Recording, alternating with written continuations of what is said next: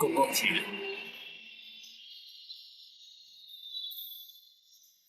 压轿。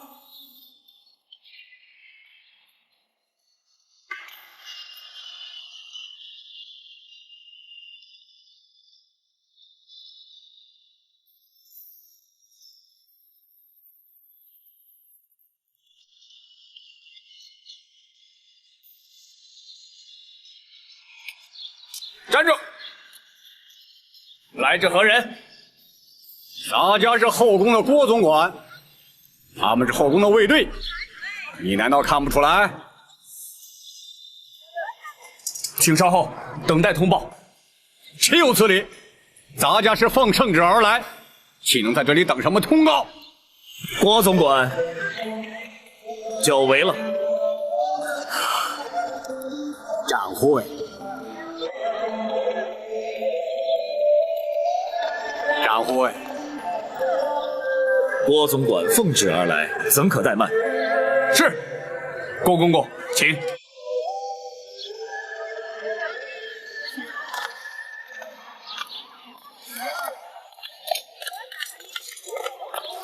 慢着，你们是干什么的？他们是后宫的卫队。包大人可曾传讯他们？ 他们是咱家的随行卫队。詹某明白了，原来公公奉旨而来，乃是传宣皇上旨意的。不，咱家是奉旨前来包大人的公堂应讯的。既是前来应讯，依府中规定，不得有闲杂人等随行，还请郭公公包涵。你们就在外面等候公公吧。展会。 后宫有后宫的规矩，衙门也有衙门的规矩。若是郭总管无人随行就不入府，詹某也不敢强人所难。请回吧。哼，咱家既然来了，岂有回宫之理？你们退下吧。是。郭总管，请。不敢。 展会去。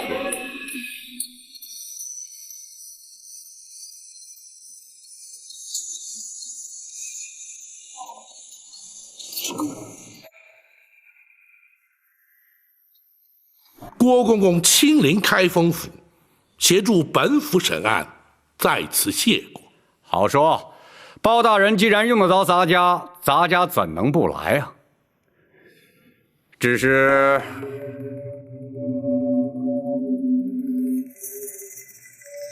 如何？陈公公为了一点小事就惊动圣上下旨，是不是有点小题大做了？郭公公言重了，咱家只是向皇上请安了。皇上问起为何进京，咱家岂敢隐瞒？至于皇上是否下旨，郭公公是否愿来？ 那就与咱家无关了。哼，你明知咱家若是不来，就是有抗旨之罪，又何必故作姿态呀？如今郭公公既然来了，又何必多做计较？再者，既是昔日宫人家属来告，郭公公于情于理。 都该施以援手，助其脱困。不知郭公公以为然否？那是当然，咱家就是为此而来呀。本来就不该惊动皇上下旨啊。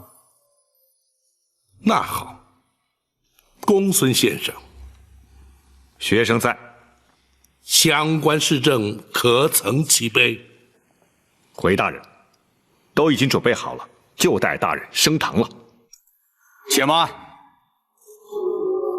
郭公公可有见教？包大人，虽然是20年前的旧案，咱家也会证明确有其事。只要开封府行文内侍省，咱家让他们拨款抚恤慰问家属，即可结案。包大人就无需在升堂审讯了。郭公公此言差矣。凡事没有规矩，何以定方圆？若不经过堂训，如何立案？如何成案？又如何结案？本府向来依法行事，又岂能私相授受，草草结案？这稍时公堂之上自有堂规，为厘清案情，恐有失礼得罪之处，还请两位公公不要见怪。包大人，公堂之上所言皆是公事，咱家自然绝无异议。咱家既然是应讯前来，那当然是应该由包大人说了算。那好，既然如此，王朝马汉张龙赵虎在，传令升堂。是。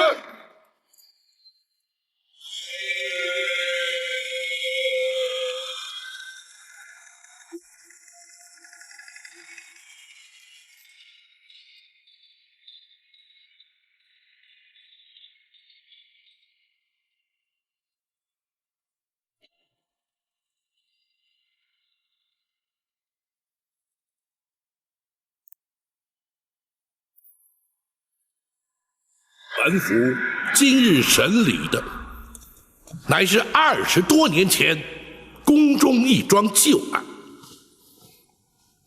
前内侍省首领太监陈琳，受苦主家属委托，是为原告。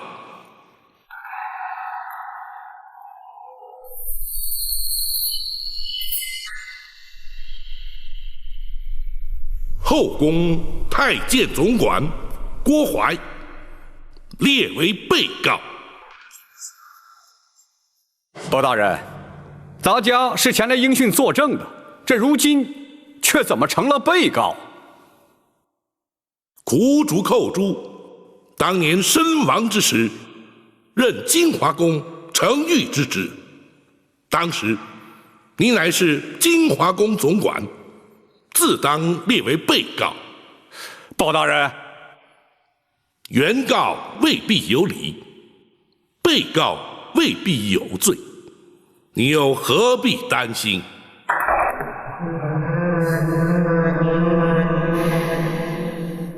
公堂之上，一问一答都有记录。两位既是原告、被告身份，本府不用官称，而直呼其名，还请担待。陈琳，包大人，你状告何事？仔细说来。多年前，金华宫承御寇珠无端身亡，金华宫却未依公例慰问家属，发放恤金。如今寇珠父母年迈贫苦，难以为生，委托咱家状告金华宫，请求补发恤金。郭槐，包大人，你可有说辞？包大人，当年寇承御乃是自尽身亡，因此未予抚恤。如今家属状告咱家，也不给予刁难，退堂之后立即补办补发就是。当年那寇珠是因何自尽？包大人，这已是20年前的旧事，又何须再提？如今咱家已经答应立即补发恤金，包大人即可结案，就不必再细问了。不，恤金虽是由后宫发放，却也是民脂民膏，朝廷公堂，当发就发，不当发又岂可胡乱发放？若是不能问明缘由，本府又如何结案？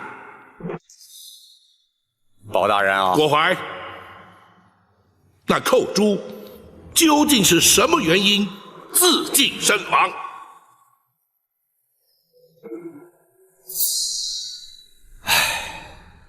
包大人啊，这些陈年旧事，咱家本不想再重提。既然包大人执意要问，咱家也就只好实话实说了。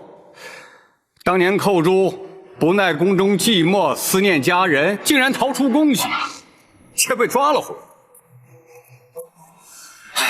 你这是干什么呀？啊！后宫戒备森严，你当真就以为能逃得出去吗？啊！现在倒好，被抓了回来，你让咱家怎么办呢？公公，寇珠实在是太思念家人了，请公公大发慈悲，让寇珠回去吧。宫门深似海，入得出不得。不到年迈退休，谁也休想离开，就连咱家也不例外。咱家就是想帮你，也帮不上啊。寇珠实在是不能再待在宫中了，否则一定会发疯的，请公公成全。虎珠啊，咱家实在是爱莫能助啊，你就尽量忍耐些吧。这2天，咱家也不怕你差事，你好好休息啊。这一回逃宫之罪，咱家也不再追究，你要好自为之啊。公公，寇珠已经不能再忍了。公公如果不帮我离开，你打算如何？我就不活了。哎呀，寇珠啊！可怜呐，一条年轻轻的生命就这样香消玉殒了。咱家实在是不想再提呀。郭槐，你简直是信口雌黄！陈琳，本府问案，不得任意开口。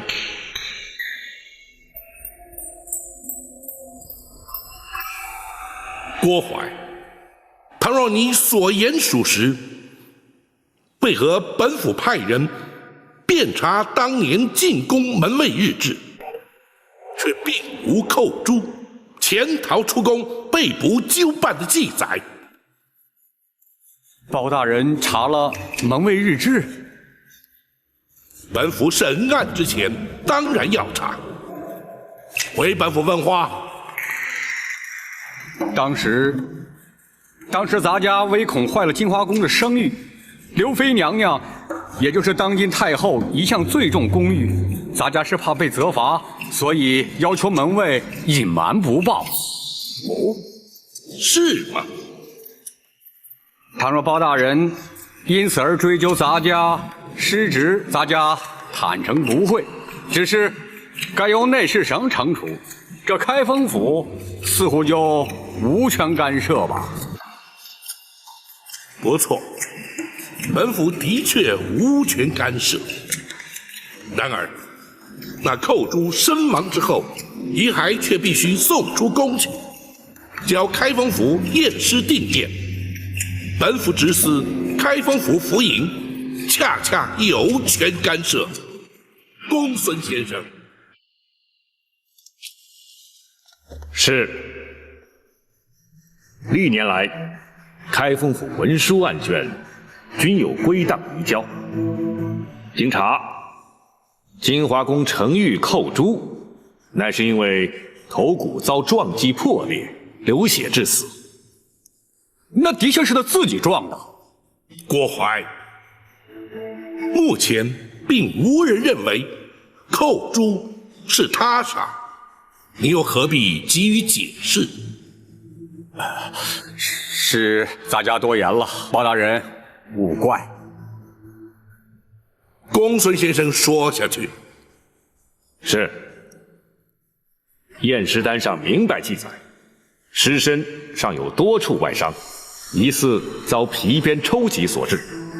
显见，死者在生前曾遭人施以鞭刑。哦，包大人，这寇珠身上为何出现鞭痕，咱家实在不知啊。或许是旧伤痕招仵作误判所致啊。就你适才所述，当年你非但未曾责罚寇珠，甚至对他安慰有加，更遑论对他用刑了。的确如此，包大人明鉴。启禀大人，尸单上还另有记载。说，是。从血渍的情形以及伤口来研判，仵作断定，鞭伤与头骨破裂致死，但是同一时间造成。不可能！郭槐，本府倒要听听你作何解释。包大人，咱家的确没有对他用刑，或许是仵作验错了。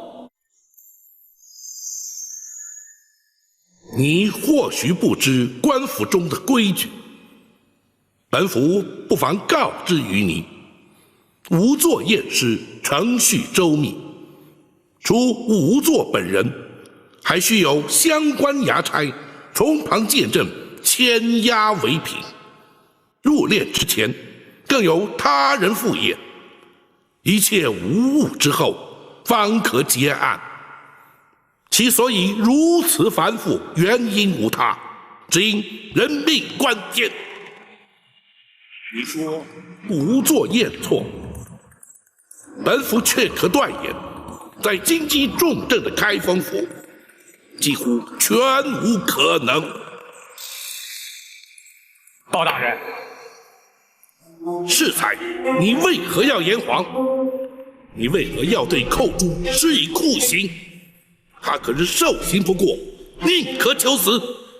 你又为何要以酷刑将他逼死？凡此种种，原因究竟何在？你若不将当年情形照实说来，休怪本府不讲情面，依法论罪。包大人啊，这事隔20多年，咱家实在是记不清了。可是咱家的确没有说谎啊。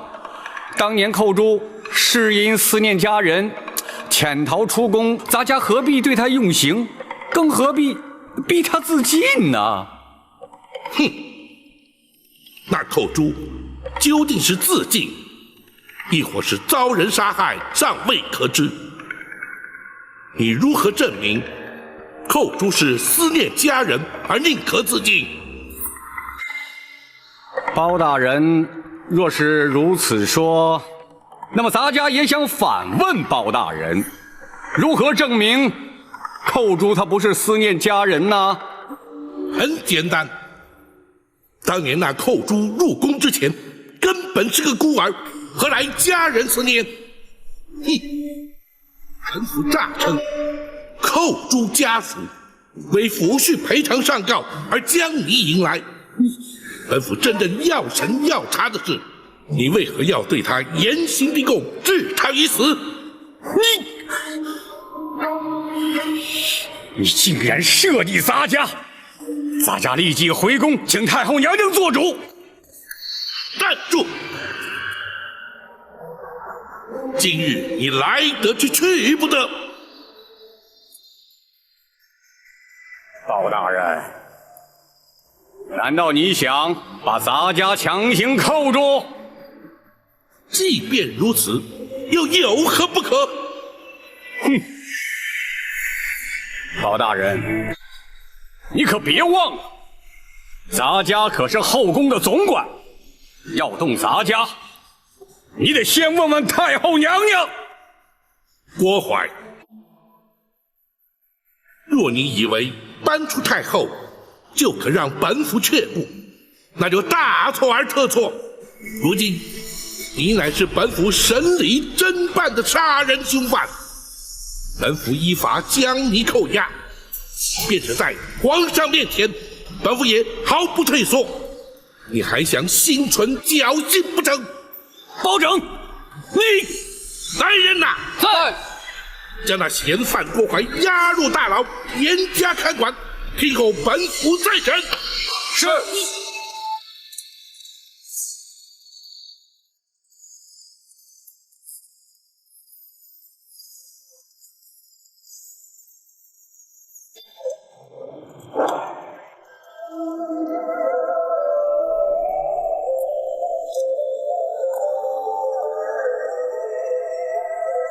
郭淮郭总管应包大人之邀，留在府衙继续聆讯。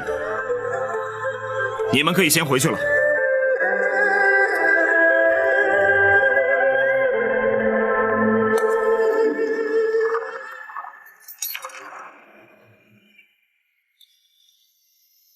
包大人，为何不继续审下去啊？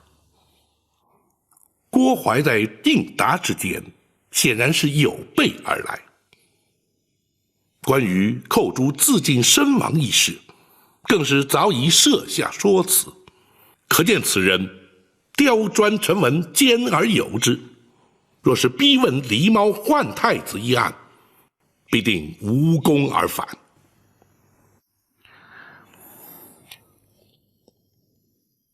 大人将他以杀人嫌犯关押在大牢之后，采用的乃是攻心之策。一旦他身陷困境，或有可能慌乱失措，从而突破其心防，促其认罪。哦，此举能有效吗？当然有，然而却要请陈公公辛苦一趟。包大人要咱家做什么？本府要请陈公公去大牢探监。公公请。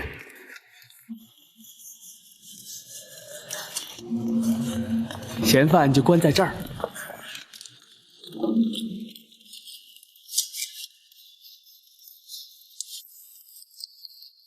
老头，你们先出去，让咱家和他单独谈谈。是。走吧。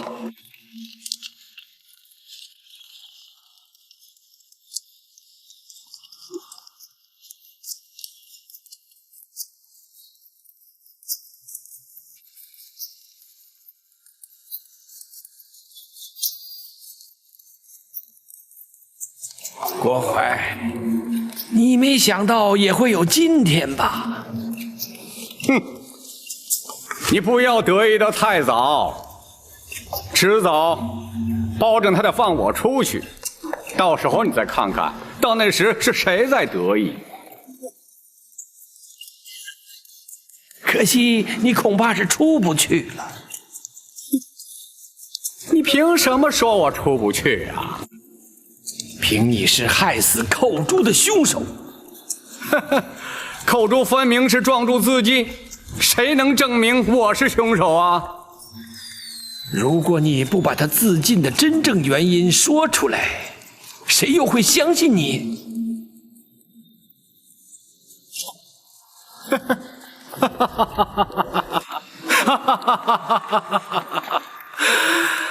呀，陈琳呐，陈琳，我看你是白费心机了。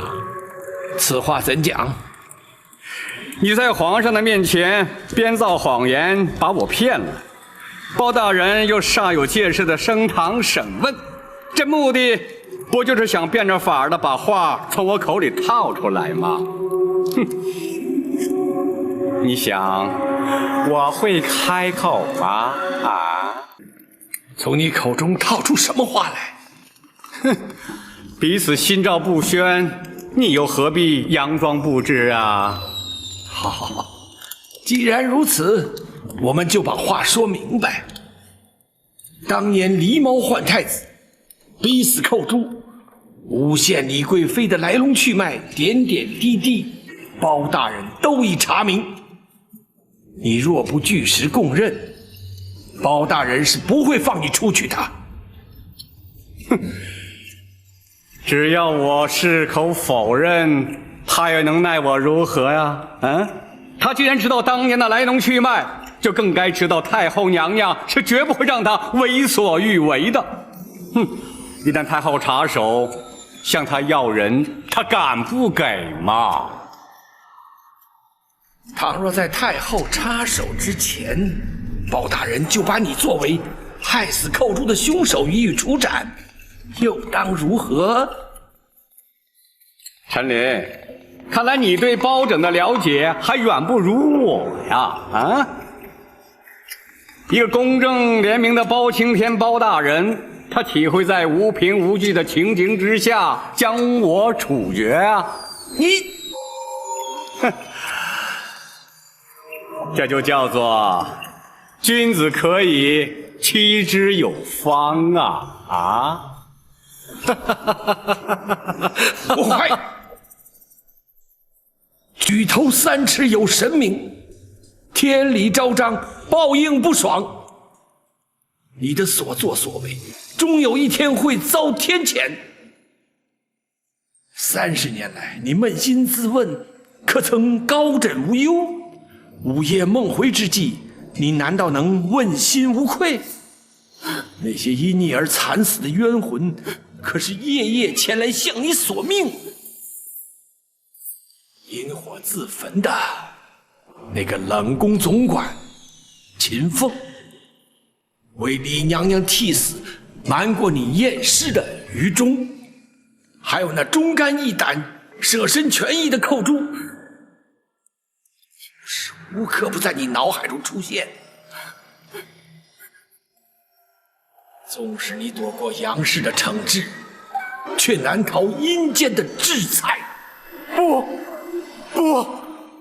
不会的，不会的！寇珠、秦凤，还有那个什么于忠，都不是我杀的，他们不会来找我索命的。可是他们都是因你而死。或许如你所说，包大人不会将你处死，但是却会将你关押在此，直到你认罪。或许在这暗无天日的牢房里，那些冤魂就会来找你索命。保证他关不了我多久，只要入夜之后我还没有回宫，太后娘娘就会降旨要人的。那就要看你的造化了。回来，你给我回来！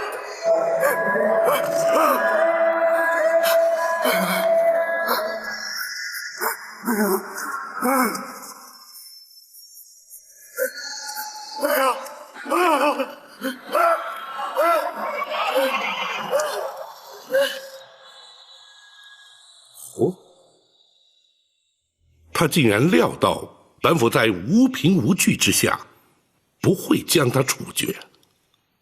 大人，倘若他有如此想法，恐怕就不会因心生惧怕而招供。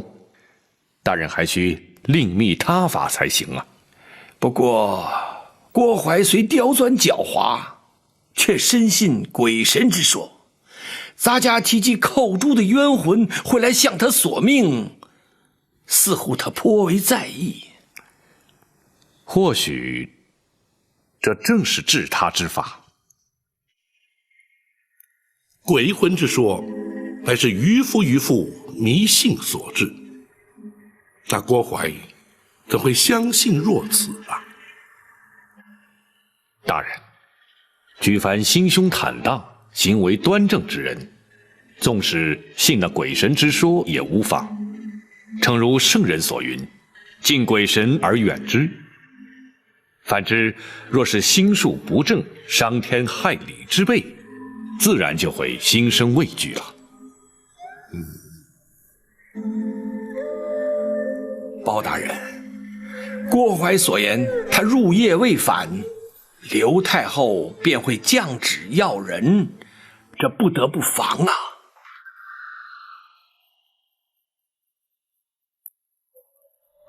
公公无需担心，本府已有万全准备。哦，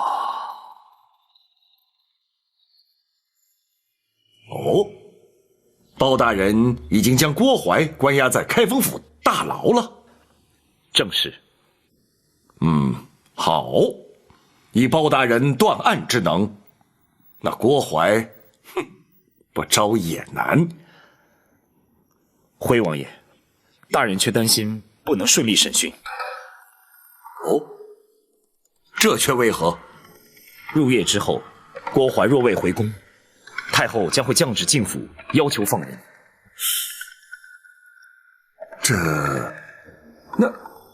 如此一来，岂非前功尽弃了吗？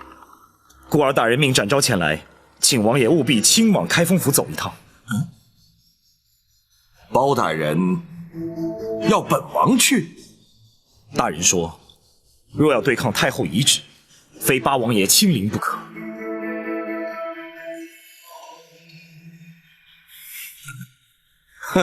好，本王明白了。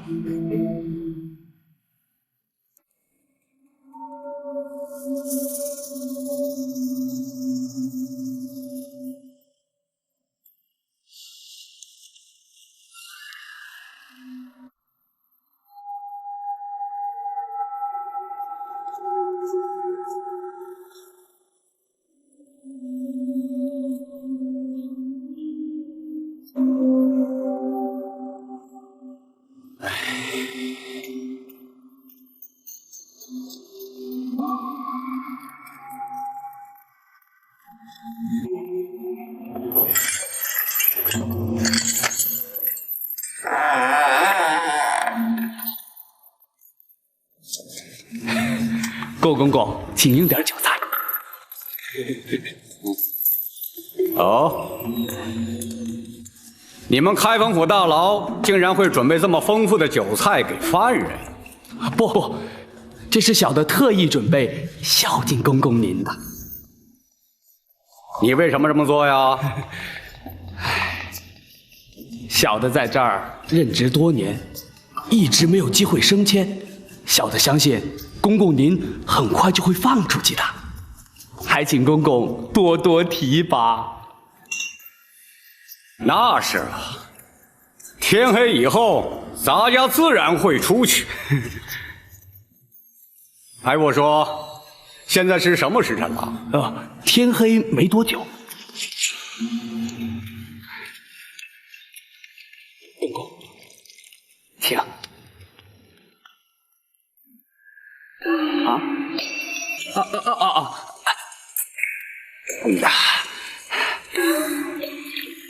公公，这回可以放心喝了吧？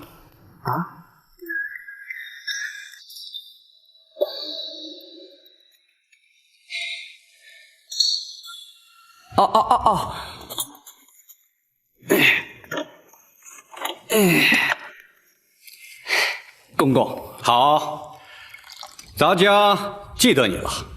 等咱家出去之后，定会少不了你的好处。谢谢公公，谢谢公公，请。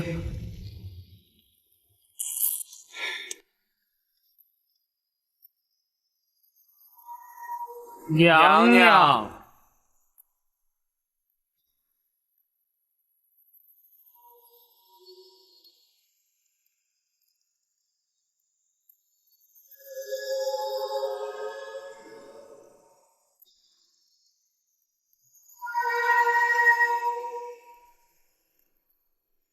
来人呐！娘娘，起来吧。是。郭总管回宫了吗？回娘娘，还没有。随行的卫士可有人回来？都回来了，说是包大人还要留着郭总管在那儿继续审讯。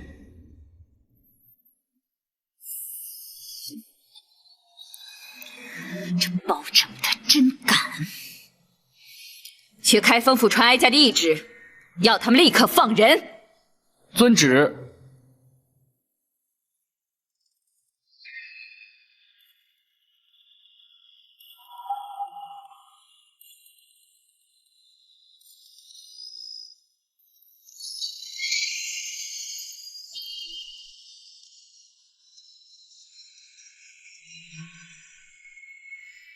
你是来要人的？啊，奴婢啊，是奉太后懿旨来接郭总管回宫的。本王在此做主，将郭槐留下，一切回宫去吧。奴婢可是奉了太后的懿旨啊！大胆！奴才竟然顶撞本王！奴婢不敢，只是回去接不回郭总管，无法向太后交旨啊。好，本王就让你回去有个交代。展护卫，先皇御赐金简在此，所到之处，有如先皇亲临。万岁万岁万万岁！本王在此待先皇降诏，郭槐留在开封府听审，不得阻挠。奴婢遵旨。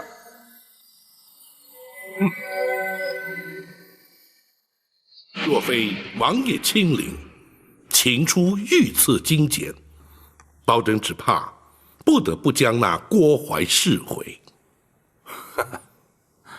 包大人总算有用得着本王的时候了。包拯不敢。刘太后必定不肯善罢甘休，甚至会惊动皇上。嗨，不妨事。本王就留在这开封府，直到包大人取得郭槐的供状。多谢王爷。不，这是朝廷的大事，也是我赵氏家族的大事。本王又岂能置身于事外呢？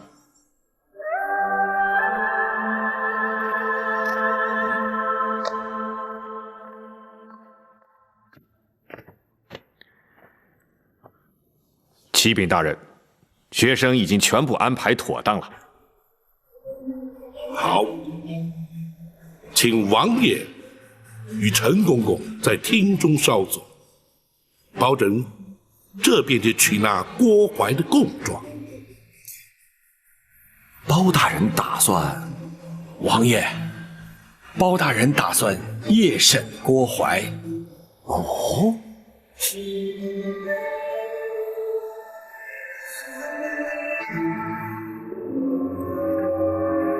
夜审，不错，立刻随我们去公堂。哼，包拯是怕太后娘娘派人把咱家接回去，所以才急着夜审。你别做梦了，后宫派来的人已经被请回去了，你没指望了。那为什么要夜审啊？难道郭公公就没有听说过吗？包大人日审阳，夜断阴。哼，那是市井传说。难道他真的能通鬼神啊？哼，那当然，我在开封府可见过多少次了。废话少说，快走吧。快走！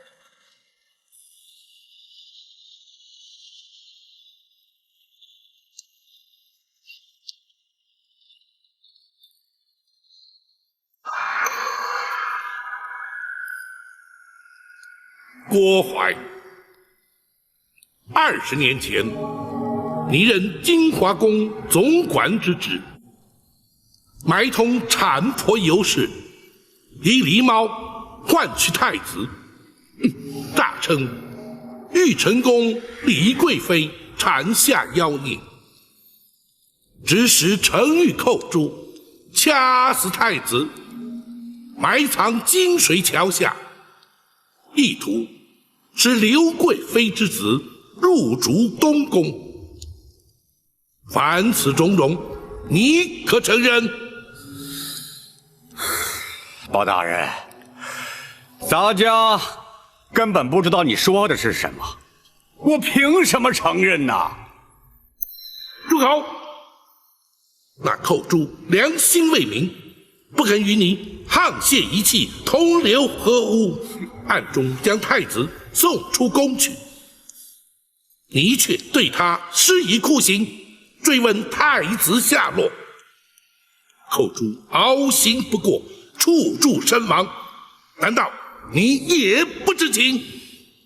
哼，包大人啊，所谓人死无凭证，就算你包大人指证的都属实，但是你可有人证啊？哼，本府如今夜审于你，便是让你无法交代。本府虽无人证，却有鬼证。寇珠何在？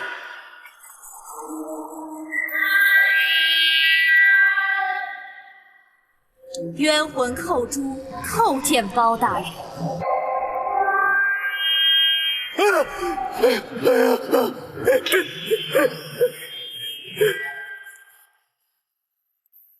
郭槐，你可认得他？他那是寇珠啊！不，他不是寇珠，寇珠已经死了。他一定不是寇珠。哼，是与不是，待本府问过之后，你自会明了。寇珠，寇珠在。当年那郭槐是如何要你将太子谋害，又是如何对你严刑逼供，逼问太子下落？你且一一说来。是。李娘娘临盆之时，郭槐串通产婆尤氏，以剥去皮毛的狸猫替换出生的婴儿，要寇珠将婴儿装在竹篮之内，带离玉成宫。郭槐要寇珠将婴儿掐死后，埋在金水桥下。寇珠见小太子纯真无邪，睡相香甜，心生不忍，于是决定违抗郭槐之命，寻人帮助。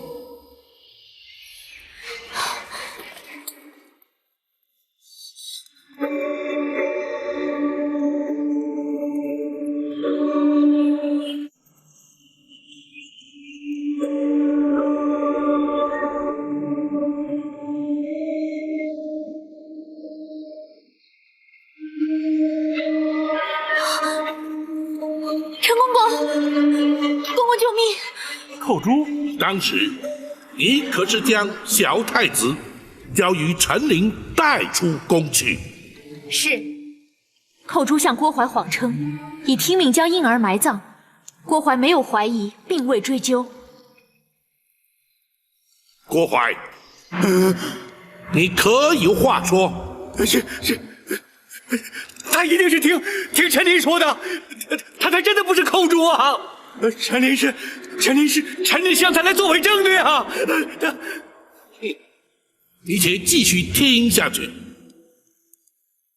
寇珠，既然那郭槐并未追究，却又为何在对你施以酷刑，追问小婴儿的下落？回包大人，李娘娘被打入冷宫之后，寇珠明知她是遭郭槐陷害，却不敢明说，更不敢透露小太子的情形。你为何不说？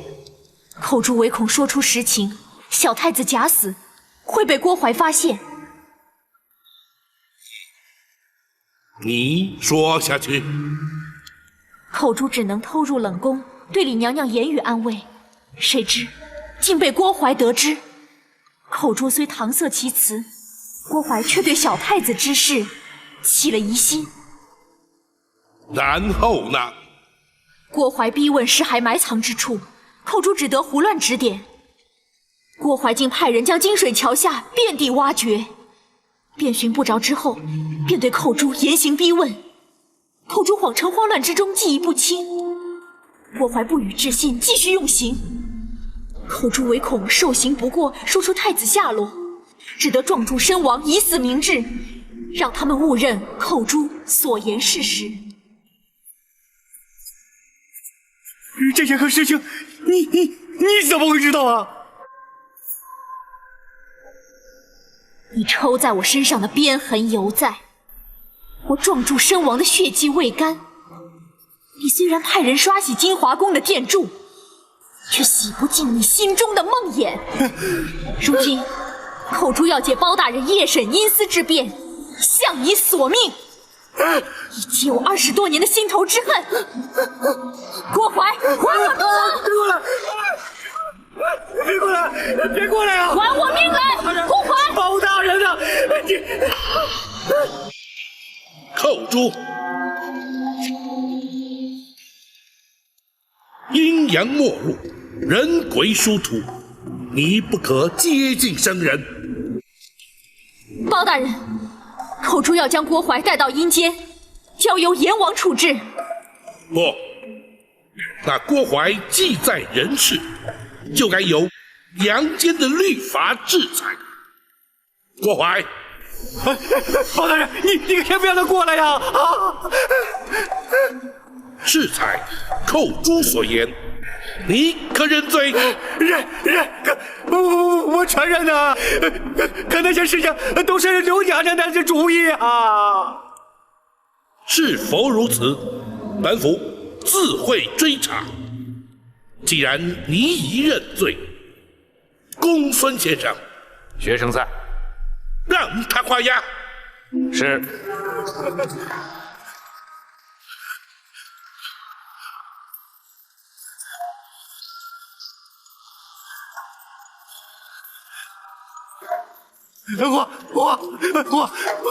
我画呀！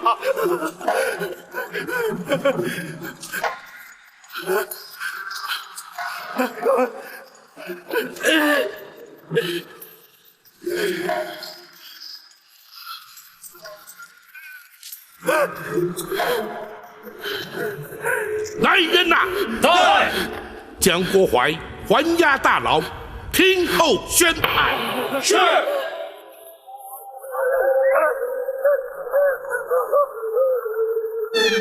包大人果然高明，郭淮如此狡诈，还是难逃法网，签下了供状。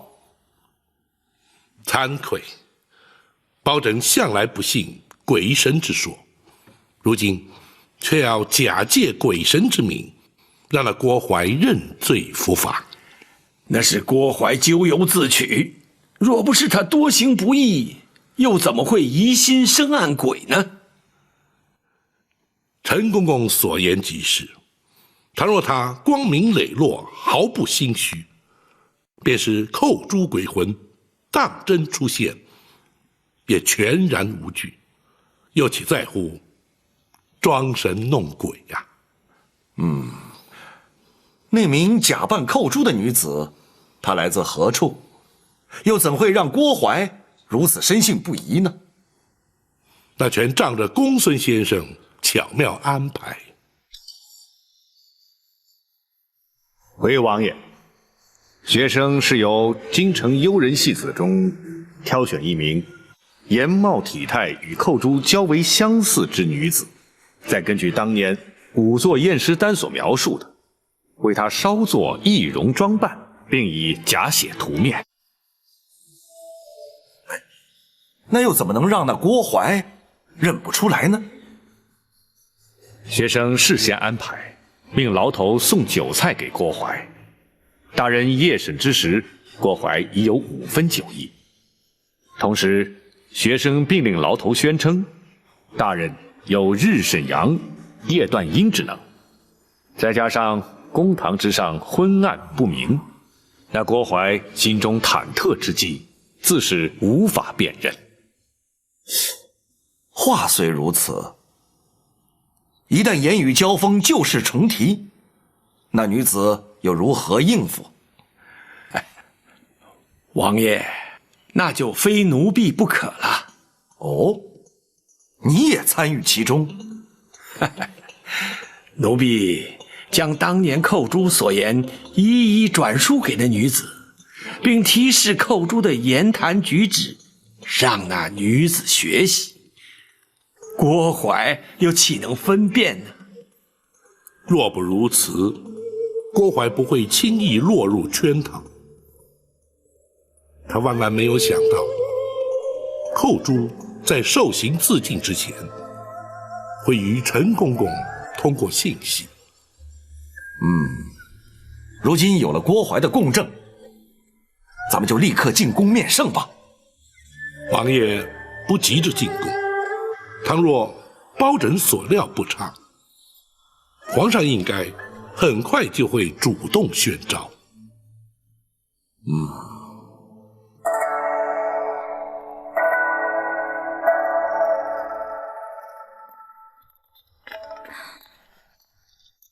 母后，皇上来了。母后夜半不眠，命人召儿臣来，是为了……其实也没什么，哀家睡不着，想看看你。那安神露不是可以助眠吗？母后何不服用？八王爷不是说喝多了对身体不好吗？母后，您可是心中有事啊？哀家只是在回想这一生的点点滴滴。来，你坐下来说。是。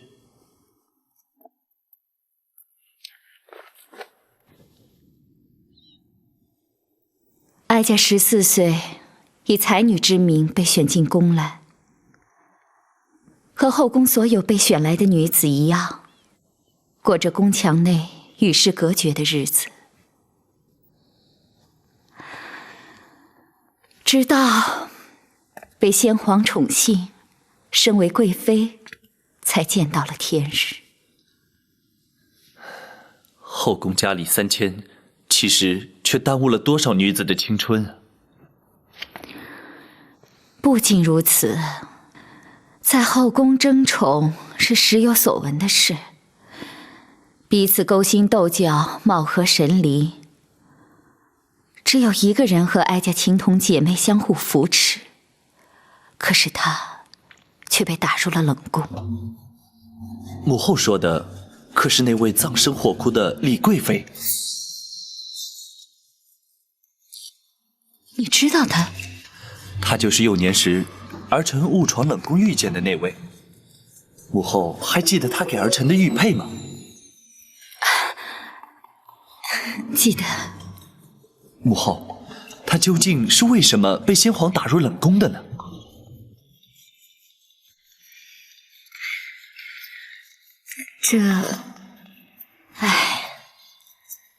在后宫，一旦失宠，可以有千百种的理由。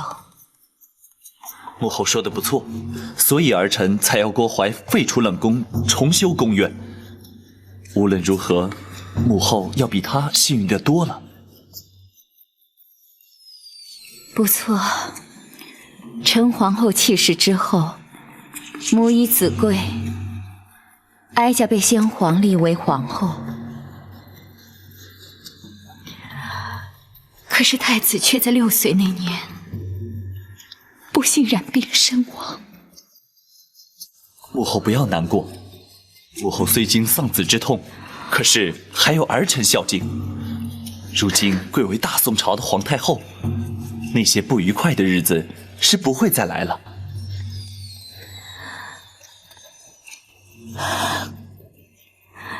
可是哀家毕竟不是皇上的生身之母，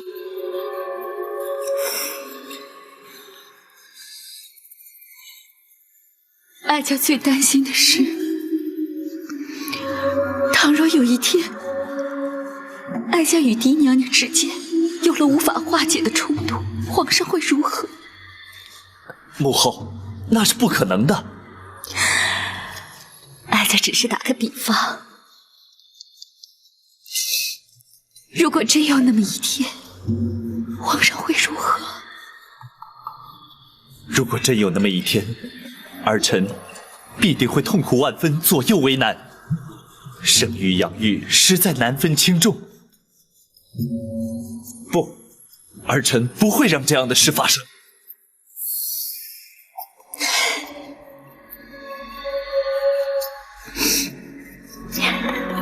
有皇上这句话，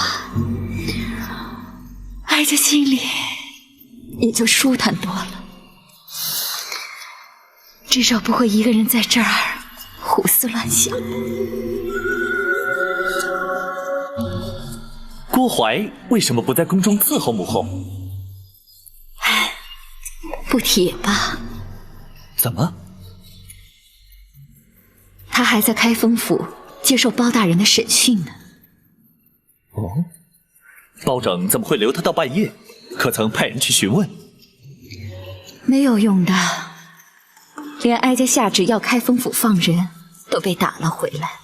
什么？包拯竟敢抗旨？倒不是包大人抗旨，而是八王爷。父王？父王去开封府干嘛？八王爷不但在开封府，而且以先皇御赐金简挡回了哀家的旨意。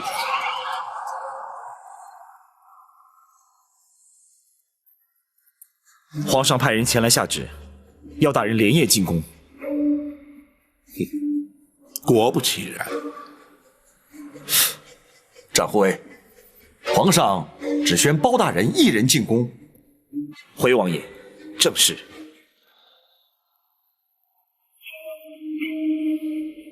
挡回太后懿旨，留下郭槐的是本王。皇上为何不宣本王和包大人一同进宫呢？想必是皇上不便与王爷父子相争，召包拯进宫，皇上才好问明实情。王爷，包拯此去会将此案实情禀奏皇上，不知王爷是否同意？也罢，是该到了让他明白真相的时候了。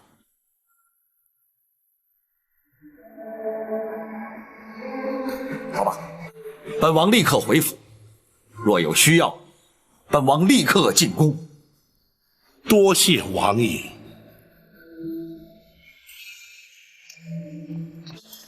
什么？郭槐招供了？是。包拯已将他关押大牢，娘娘的冤屈已经可以确定获得平反。好，这一天终于来了。宝琴，臣在。哀家什么时候能够见到皇上？臣奉旨连夜进宫，会将全案实情向皇上禀明。娘娘请等候包拯回禀。哀家就等你回来。娘娘今夜尚未诊治，请容学生为娘娘施针。好，好。娘娘小心。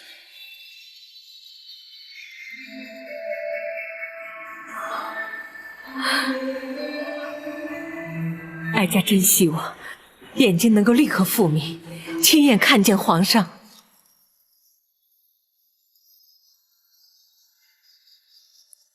究竟是怎么回事？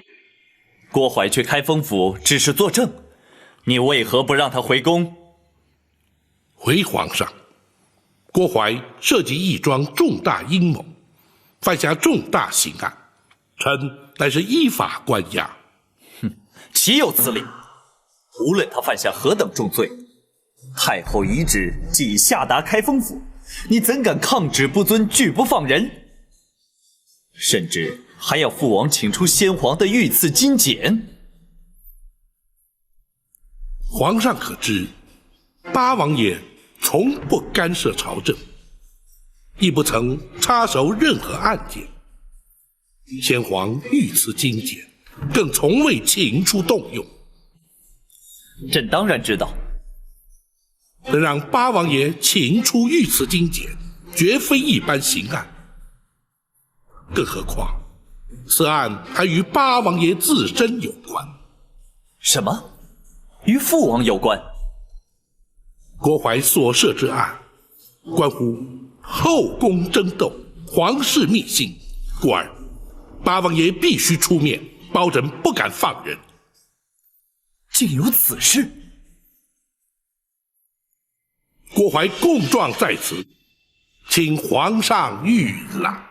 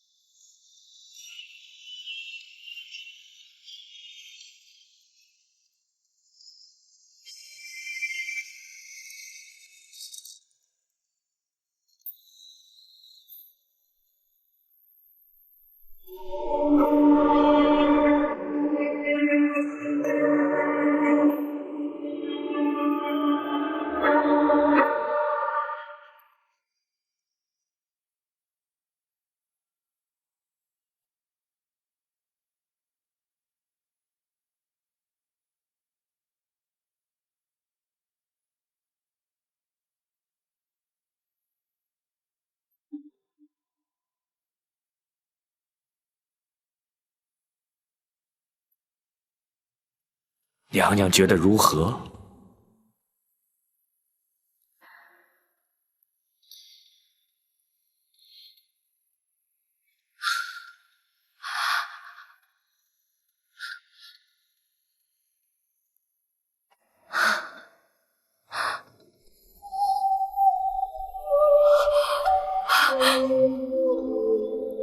我看见了，我看见了。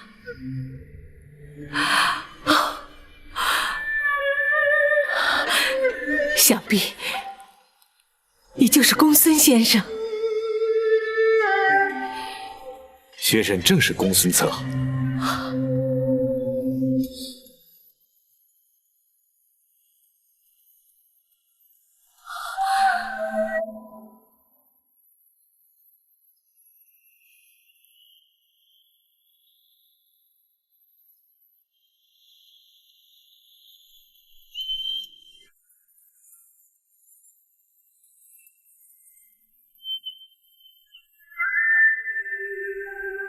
想必你就是展护卫。恭喜娘娘双目复明。公孙先生的医术可真称得上是华佗在世啊！不敢当娘娘谬赞。娘娘双目出狱，还请尽早安歇吧。不，哀家要等包大人回来，哀家要立刻进宫去见皇上。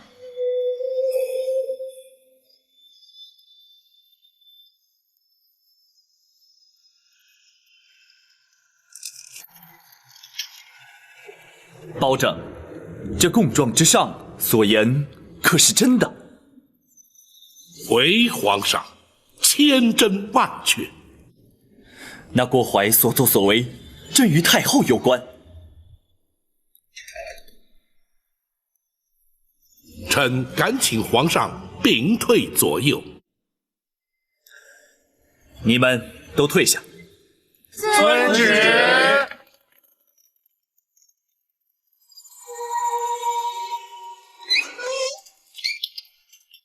你说，回皇上，当年狸猫换太子一案，太后便是主谋。放肆！你竟敢在朕面前污蔑太后！臣据实禀奏，绝无半句虚假。当年太后与丽仪贵妃同怀龙种，先皇许诺，生下太子便册立为皇后，为图大位，太后方才出此下策。否则，那郭槐不过是一名太监阉人，又怎敢犯下如此大逆不道、惊天动地之案？那金华宫程昱寇诛，因此状铸自尽了。正是。郭槐当堂画押，坦诚罪状，此案已成定案。然而，在这供状之中，并未提及寇诛他舍命救出的婴儿，下落何方啊？回皇上，寇珠将婴儿交给了陈琳陈公公，藏在宫盒之内，夹带出了后宫。啊，然后呢？难道那婴儿未能逃过此劫？不，婴儿安然无恙，被送进了南清宫八王爷府。什么？那如今婴儿安在？八王爷以皇子之名，将婴儿留在王府之内抚养。且慢，算起来那婴儿与朕同庚，朕只有长兄，并无幼弟，何来以皇子之名留在府中抚养之说啊？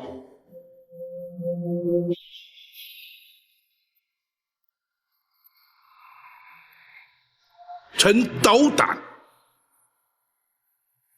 那历劫重生的婴儿，正是皇上。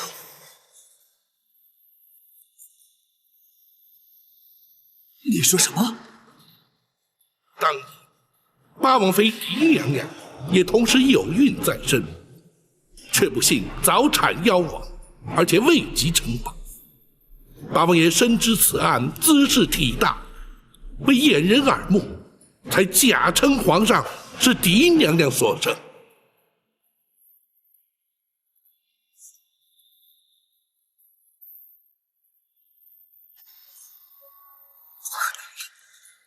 朕分明是父王亲自选入宫中，立为太子的。包拯，此事非同小可，你不可胡言乱语。臣绝不敢胡言。八王爷如今正在王府之中静候，皇上可宣召王爷进宫，当面询问。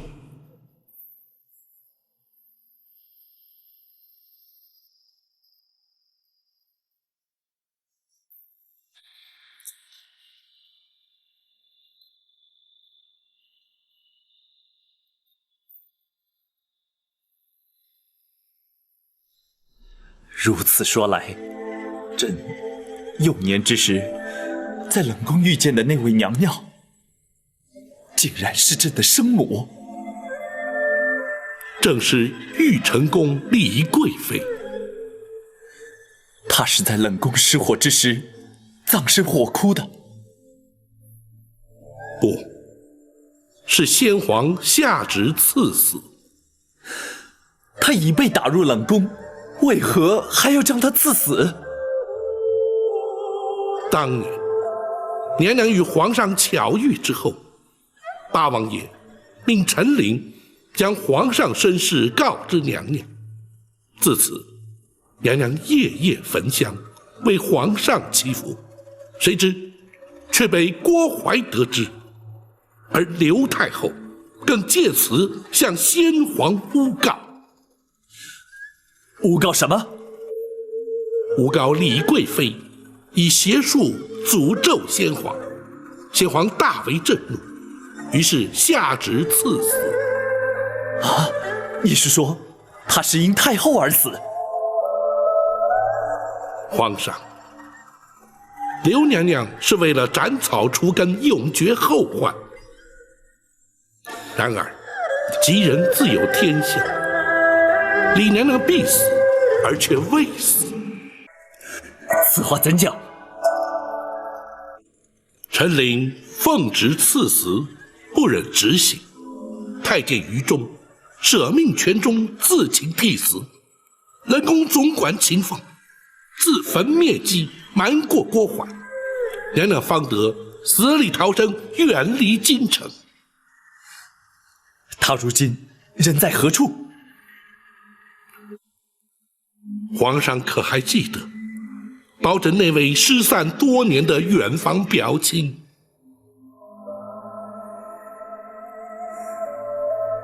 你是说，朕在仁寿宫遇见的那位老夫人？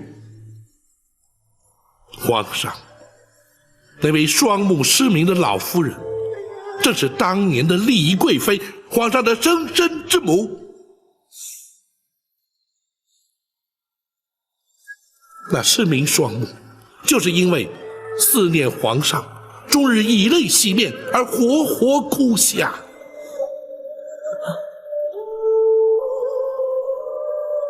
如今，皇上对当年狸猫换太子一案的前因后果均已明了，臣恳请皇上下旨，追究刘娘娘之罪，迎李娘娘进宫。包拯，你李娘娘如今正在府衙之中翘首等候包拯回禀。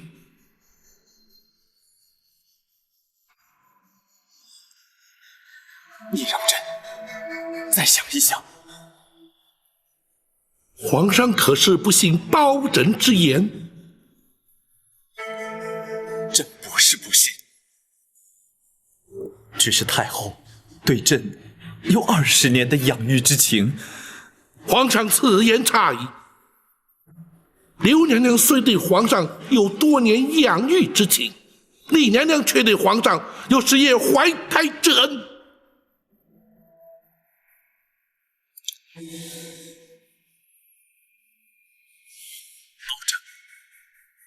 郭槐所犯罪行，你尽可依法惩处。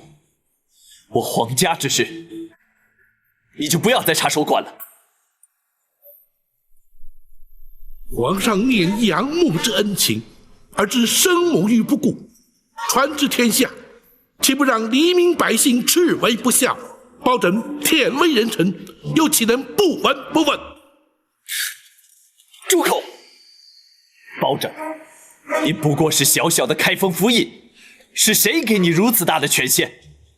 朕不让你管，你就不准再管。来人呐！在。将包拯轰出宫去。遵旨。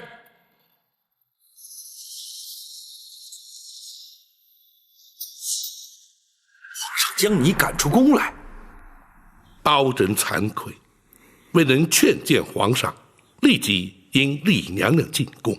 啊，不，这怨不得包大人，不过也怪不得皇上。王爷，乍闻身世之谜，任何人都无法承受。